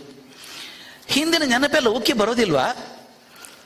ನಾವು ಎಷ್ಟೇ ಮಾಡಬೇಕು, ಗುಂಡಪ್ಪನವ್ರು ಭಾಳ ಚಂದ ಹೇಳ್ತಾರೆ, ಏನೇನೋ ಊರು ಅಲಿಬಹುದು, ನೀವು ಯಾವ್ಯಾವುದೋ ತಪಸ್ಸು ಮಾಡಬಹುದು, ಆದ್ರೆ ಹಿಂದಿದ್ದಲ್ಲ ನೆನಪು ಮರೆಯೋಕ್ಕಾಗತ್ತೇನ್ರಿ ಯಾವುದಾದ್ರು? ಅವನಿಗೂ ನೆನಪು ಬಂದಿರಬೇಕಲ್ಲ, ಎಲ್ಲ ಹಿಂದಿನ ನೆನಪು. ಈಕೆಗೆ ಹಿಂದಿನ ನೆನಪೆಲ್ಲ ಉಕ್ಕಿ ಬಂದು ತಕ್ಷಣ ಕೇಳ್ತಾಳೆ, ಕಾಲು ಮುಟ್ಟಿ ನಮಸ್ಕಾರ ಮಾಡಬಹುದಾ ಅಂತ ಕೇಳ್ತಾಳೆ. ಅವನು ಬುದ್ಧನ ಮಾತು ಇನ್ನೂ ಚಂದ. ಮುಟ್ಟಿದರೆ ತಪ್ಪಿಲ್ಲ, ಮುಟ್ಟದಿರೆ ಒಳಿತು. ಚೆನ್ನಾಗಿದೆ. ಮುಟ್ಟಿದ್ರೆ ತಪ್ಪೇನಿಲ್ಲ, ಆದ್ರೆ ಮುಟ್ಟಿದ್ರೆ ವಾಸಿ. ಆಕೆ ಕೇಳೋದಿಲ್ಲ. ಇಷ್ಟು ಸಾಕು ಹೇಳಿದೆಲ್ಲ, ಮುಟ್ಟಿದ್ರೆ ಪರವಾಗಿಲ್ಲ ಅಂದೆಲ್ಲ. ಹೋಗಿ ದಪ್ಪ ಅಂತ ಕಾಲ ಮೇಲೆ ಬೀಳ್ತಾಳೆ, ಗಟ್ಟಿ ಕಾಲು ಹಿಡ್ಕೊಂಡು ಅಳೋಕೆ ಶುರು ಮಾಡ್ತಾಳೆ, ಬಿಕ್ಕಿ ಬಿಕ್ಕಿ ಹೇಳ್ತಾಳೆ. 12 ವರ್ಷ ಮಡುಗಟ್ಟಿ ನಿಂತಹ ದುಃಖ ಎಲ್ಲ ಒಂದೇ ಸಲ ಕಿತ್ಕೊಂಡು ಬರ್ತದೆ ಹೊರಗಡೆ. ಆಗ ಶುದ್ಧೋಧನ ಹೇಳ್ತಾನೆ, ಸಿದ್ಧಾರ್ಥ, ಈಕೆ ಶಕ್ತಿ ಜನ ಗೊತ್ತೇನಪ್ಪ, 12 ವರ್ಷ ನಮ್ಮನ್ನ ಕಣ್ಣಲ್ಲಿ ಕಣ್ಣಿಟ್ಟು ಕಾಯ್ದಿದ್ದಾಳೆ, ನಮ್ಮನ್ನ ಅಷ್ಟು ಪ್ರೀತಿ ಮಾಡಿದ್ದಾಳೆ. ನೀನೇನು ಸನ್ಯಾಸದಲ್ಲಿ ಕಷ್ಟಪಟ್ಟಿದ್ದು, ಎಲ್ಲ ಕಷ್ಟೋ ನಿಕ್ಕೆ ಪಟ್ಟಿದ್ದಾಳೆ ಅಂತ ಪ್ರಶಂಸೆಯ ಮಾತುಗಳನ್ನು ಆಡ್ತಾಳೆ. ಅದನ್ನು ಕೇಳಿಸ್ಕೊಂಡಂತ ಸಂಬುದ್ಧನಾದ ಗೌತಮ ಅದೇ ಮಂದಹಾಸ, ಏನೇನೋ ವ್ಯತ್ಯಾಸ ಇಲ್ಲ ಅವನ ಸ್ವಭಾವದಲ್ಲಿ. ನಗನಗ್ತಾ ಹೇಳ್ತಾನೆ, ಮಹಾರಾಜ, ಯಶೋಧರೆ ಇಂಥ ಸ್ತ್ರೀ, ಇಂಥ ದೊಡ್ಡ ಸ್ತ್ರೀ ಅಂತ ಹೇಳಿ ನನಗೆ ಮೊದಲಿಂದೂ ಗೊತ್ತಿದೆ. ಯಶೋಧರೆ ಕಡೆ ತಿರುಗಿ ಹೇಳ್ತಾನೆ, ಯಶೋಧರೆ, ನಿನ್ನ ಬಿಟ್ಟು ಮನೆಯಿಂದ ಹೊರಡುವಾಗ ನಿನಗೆ ಹೇಳಿ ಹೋಗಲಿಲ್ಲ ನಾನು. ನನ್ನ ಮನಸ್ಸು ಒಂದರ ಭ್ರಮಿತ ಆಗಿತ್ತು, ವಿಕ್ಷುಬ್ಧ ಆಗಿತ್ತು. ನಾನು ಏನು ಮಾಡ್ತೀನಿ ಅನ್ನೋದು ನನಗೆ ಗೊತ್ತಿರಲಿಲ್ಲ. ಮನೆಯಲ್ಲಿದ್ದರೆ ನನ್ನ ಬ್ರಹ್ಮಚರ್ಯಕ್ಕೆ ಅಡ್ಡ ಆಗ್ತದೆ ಅಂತ ಒಂದು ಭಾವನೆ ಇತ್ತು.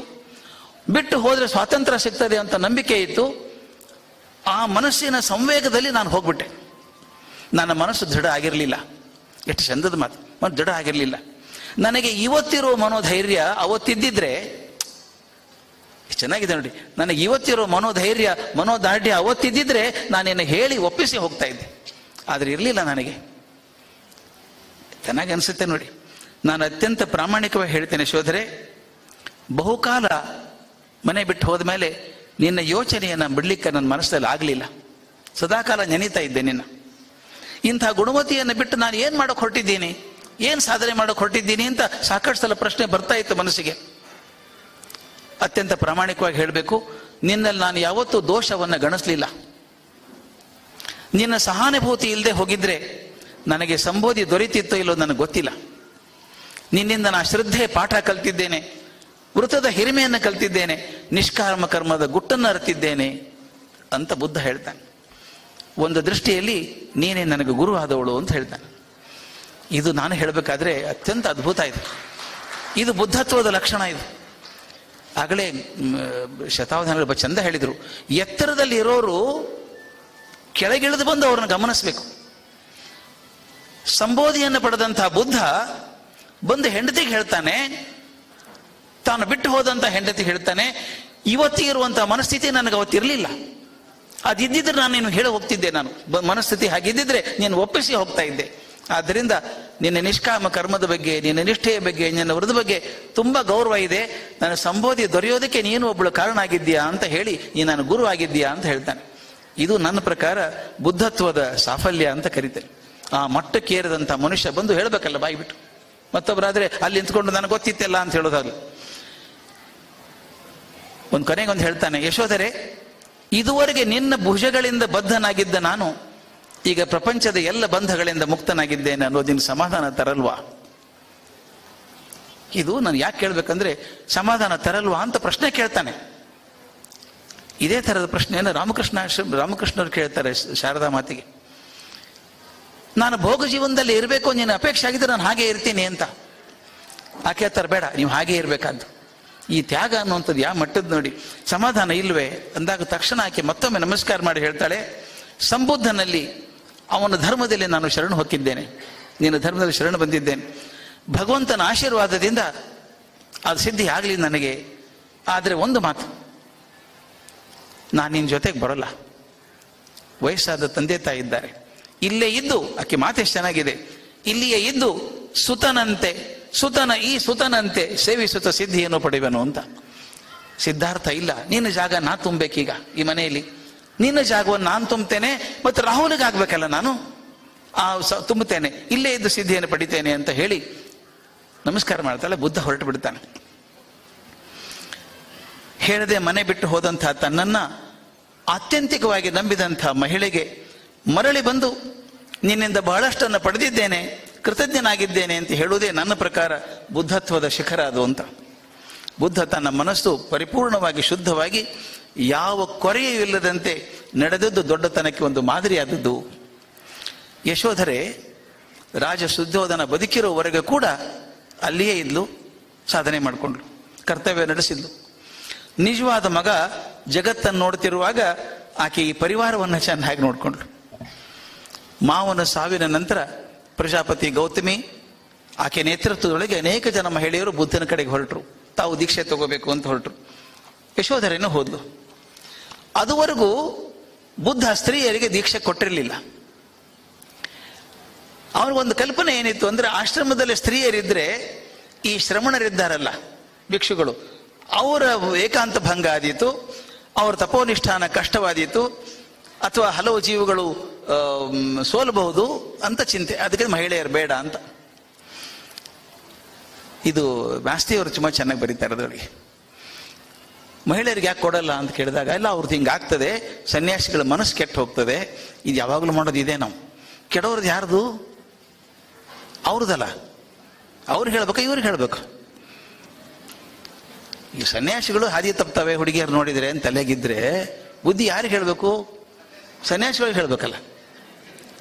ಅದನ್ನ ನೋಡಿ ತಳ್ಕೊಳ್ಳೋ ಶಕ್ತಿ ಇದ್ರೆ ಸನ್ಯಾಸ ತಗೋಬೇಕಪ್ಪ, ಇಲ್ವಾ? ಅದು ಆಸೆ ಇಟ್ಕೊಂಡು ಸನ್ಯಾಸ ತಗೊಂಡ್ರೆ ಏನು ಅರ್ಥ ಇದೆ ಅದಕ್ಕೆ? ಅದಕ್ಕೆ ಅವ್ರು ಹೇಳ್ತಾಳೆ, ನಿಮ್ಮ ಸಮಾಜ ಇರೋದು ಅರ್ಧಕ್ಕೆ ಮಾತ್ರ, ಅರ್ಧ ಪ್ರಪಂಚಕ್ಕೆ ಮಾತ್ರನಾ ಅಂತ. ಇಲ್ಲ ಇಲ್ಲ ಅಂತ ಹೇಳ್ತಾನೆ. ನಂತರ ಒಪ್ಪಿಸ್ತಾರೆ. ಹೋಗಿ ಮಜಾ ನೋಡಿ ಹೇಗಿದೆ. ಈ ಪ್ರಜಾಪತಿ ಗೌತಮಿ ಮತ್ತೆ ಎಲ್ಲ ಮಹಿಳೆಯರು ಹೋಗಿ ಬುದ್ಧನ ಕೇಳಿದಾಗ ಆತ ದೀಕ್ಷೆ ಕೊಡೋಲ್ಲ ನಾನಿನ್ನು ಅಂತ ಹೇಳ್ತಾನೆ. ದುಃಖದಲ್ಲಿ ಬರ್ತಾರೆ.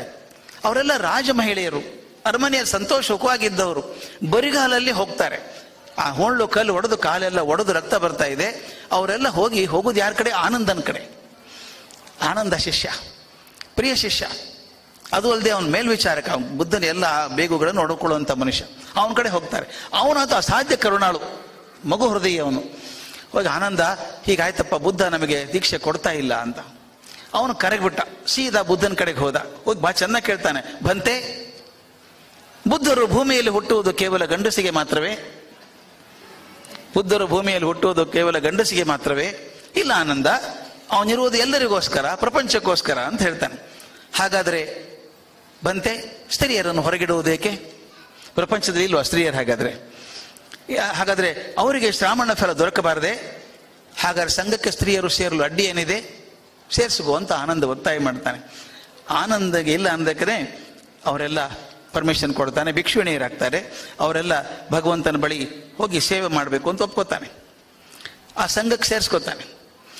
ಆದರೆ ಶೀಲ ತಪ್ಪದಿರಬೇಕು ಅಂತ ಒಂದು 8 ಕಂಡೀಷನ್ಸ್ ಹಾಕ್ತಾನೆ, ಖಂಡಿತ ಪಾಲಿಸಬೇಕು ಅಂತ ಹಾಕ್ತಾನೆ. ತಾಯಿ ಪ್ರಜಾಪತಿ ಗೌತಮಿ ಮೊದಲನೇ ಭಿಕ್ಷುಣಿ ಆಗ್ತಾರೆ. ನಂತರ 100 ಮಹಿಳೆಯರು ಆ ಸಂಘಕ್ಕೆ ಸೇರ್ಕೋತಾರೆ. ಕೊನೆಗೆ ಯಶೋಧರೆ ಕೂಡ ಸಂಘವನ್ನು ಸೇರ್ಕೊಂಡು ಭಿಕ್ಷುಣಿಯಾಗಿ ಅಷ್ಟೇ ಅಲ್ಲ, ಅರ್ಹತತ್ವವನ್ನು ಕೂಡ ಪಡ್ಕೋತಾಳೆ. ಅದು ಅಪರೂಪ ಅದು. ಕೊನೆಗೆ ಹಾಗೆ ಅಲ್ಲೇ ಬದುಕಿ ತನ್ನ 78ನೇ ವಯಸ್ಸಿಗೆ, ಅಂದರೆ ಬುದ್ಧ ನಿರ್ವಾಣಕ್ಕಿಂತ 2 ವರ್ಷ ಮೊದಲು ತನ್ನ ಶರೀರದಿಂದ ಮುಕ್ತಳಾಗ್ತಾಳೆ. ಒಂದೇ ದಿವಸ ಹುಟ್ಟಿದಂಥವಳು, ಅವನ ಜೊತೆಗೆ ಬದುಕಿದಂಥವಳು, ನಿರ್ವಾಣಕ್ಕಿಂತ 2 ವರ್ಷ ಮೊದಲು ತನ್ನ ದೇಹವನ್ನು ಕರಗಿಸಿ ಹೋದಂಥವಳು. ಅದಕ್ಕೆ ನಾನು ಹೇಳ್ತೀನಿ, ಬಾಲ್ಯದಿಂದಲೂ ಸಿದ್ಧಾರ್ಥನ ಜೊತೆಗಿದ್ದು ಪ್ರೇಮದ ಹೆಂಡತಿಯಾಗಿ, ಅತ್ತೆ ಮಾವಂದರಿಗೆ ಮಗ ಸೊಸೆ ಎರಡೂ ಆಗಿ, ರಾಹುಲನಲ್ಲಿ ಸಂಸ್ಕೃತಿಯ ಬೀಜವನ್ನು ಮೊಳೆಸಿ ಅವನನ್ನು ಪಾಲಿಸಿ, ಬುದ್ಧ ಸಂಘದ ಸೇವಕಿಯಾಗಿ, ಬುದ್ಧನ ಹಿಂಬಾಲಕಳಾಗಿ, ಅರ್ಹತತ್ವವನ್ನು ಪಡೆದಂಥ ಅಧ್ಯಾತ್ಮ ಜೀವಿಯಾಗಿ ಯಶೋಧರೆ ಬದುಕಿದ್ಲು.